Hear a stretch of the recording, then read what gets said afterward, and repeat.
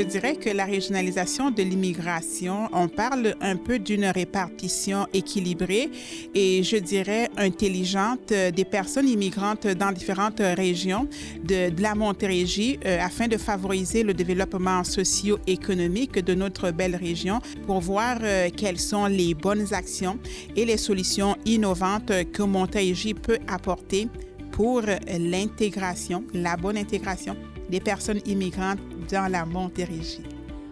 Donc, c'est une première de réunir autant de partenaires, tous les acteurs concernés qui se soucient de la régionalisation de la main-d'œuvre en Montérégie pour trouver des solutions puis établir un plan d'action. Maintenant, la Montérégie en tant qu'endroit, est-ce que c'est un endroit qui accepte l'immigration? Est-ce que les milieux sont bien sensibilisés? Est-ce que quand la personne, elle va quitter son emploi en sortant de son entreprise, va se sentir chez elle?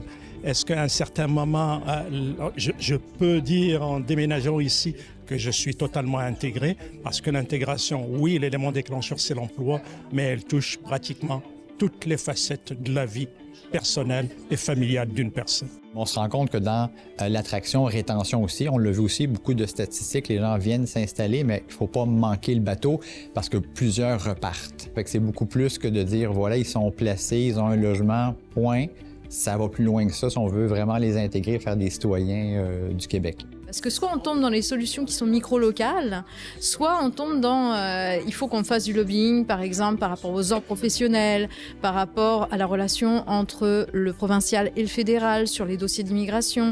Donc, c'est une belle table. Ça fait plusieurs fois qu'on a ces échanges-là.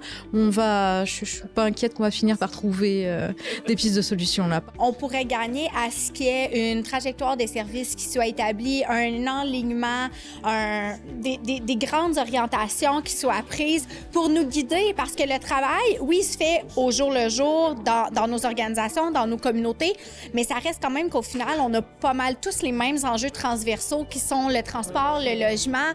Il n'y a rien comme de se rassembler pour se connaître, pour mieux se reconnaître, aussi pour optimiser, dans le fond, le parcours des personnes immigrantes au sein de notre société d'accueil. Donc, ça passe par une plus grande cohésion. Et donc, de se concerter, ça nous donne la chance de pouvoir atteindre cet objectif-là aussi. Tout le monde a plus d'expérience que moi en immigration à la tour de table, donc j'ai à apprendre. Par contre, nous, on est d'abord côté entreprise.